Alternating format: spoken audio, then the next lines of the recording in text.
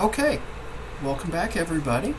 So, how do we address the problem of evil and try to explain suffering in the world?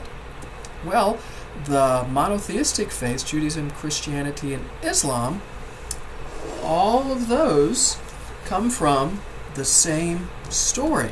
So if I can flip ahead just a little bit from where I read before, we can pick up with that story. And you might know the story I'm going to read in Genesis, and this is from what's called the fall of man. And this is found in the 3rd chapter of Genesis. Now the serpent was more crafty than any other wild animal that the Lord God had made. He said to the woman, "Did God say you shall not eat from any tree in the garden?" Yeah, this is that familiar story, right? With the temptation, the serpent tempting Eve to bite from the forbidden fruit, and she did so, and then Adam did, and then what was the punishment? Is that Adam and Eve were kicked out of the Garden of Eden, right? And when they were kicked out of the Garden of Eden, they entered into the world. This is some kind of neat little philosophical ideas we're dabbling into here. Some mythic ideas to kind of relate to previous content. Right? When they were kicked out of the Garden of Eden, they entered into the world. They entered into our physical world. Right? When people, every so often you'll hear about people who try to find like Noah's Ark, or they'll try to find the Garden of Eden. And those are some attempts to, kind of understand and explain some myths. And people who are trying to find the Garden of Eden aren't going to do it, because the Garden of Eden is not on earth. Why is that? Because when Adam and Eve were living in Eden, it was perfect, right? There was no suffering. There was no evil. It was a perfect place. Adam and Eve, this is what, it's really crazy to think about, but Adam and Eve didn't have to get a flu shot. Why? Because the flu wasn't present in the Garden of Eden, because the flu causes suffering, right? Adam and Eve couldn't stub a toe. They couldn't break a bone. None of that stuff. Oh, I know, if you just think about that and then you start to get mad and you're like, oh, those knuckleheads, why couldn't they just follow the rules?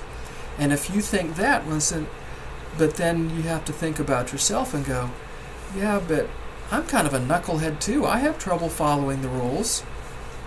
I stumble. I fall. I make bad choices. I sin as well.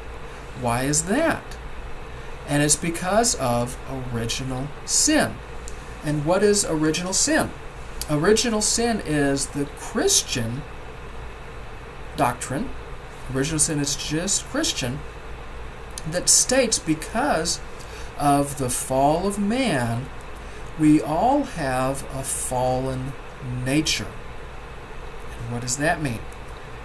Given the choice between doing right and wrong, we are drawn, we have a tendency to do the wrong thing. We're drawn towards evil because of our fallen natures, because we're all children of Adam and Eve, and we bear that sin, that their sin with us in original sin. And if you don't believe that original sin is true, just wait. Just wait. And a good way to think about this is, if you don't have children yet, you will. And then when one of your children, we'll just say Johnny, you have a boy, congratulations. When it's Johnny's birthday, 3rd birthday, you go to little Johnny and you say, You say, Johnny, since it's your birthday, I'm going to bake you a cake because I love you so much. What kind of cake do you want? And Johnny says, chocolate. And Johnny says, oh, can I please have a double layer cake like I've seen on the TV? You say, sure, just because it's your birthday. And how do you make a double layer cake? Well, okay, in case you don't know, you have to get those two pans, and you have to make one cake, the other cake, right? You have to bake them, and then you have to let them cool before you ice and stack. The reason that if you try to, put the icing on a warm cake, then the icing is going to tear the cake and it's awful. So you have to let it cool. So of course, your son Johnny's right there with you, and he's watching because he likes chocolate cake. And then the cakes come out, and Johnny's all excited. It's like, well, that doesn't look like what they did on TV.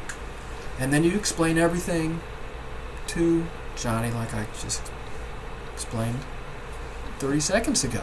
So then you tell Johnny, okay, son, we're going to let this cool. Right? You've already popped it out of the tins, and it's sitting out. It's cooling, right?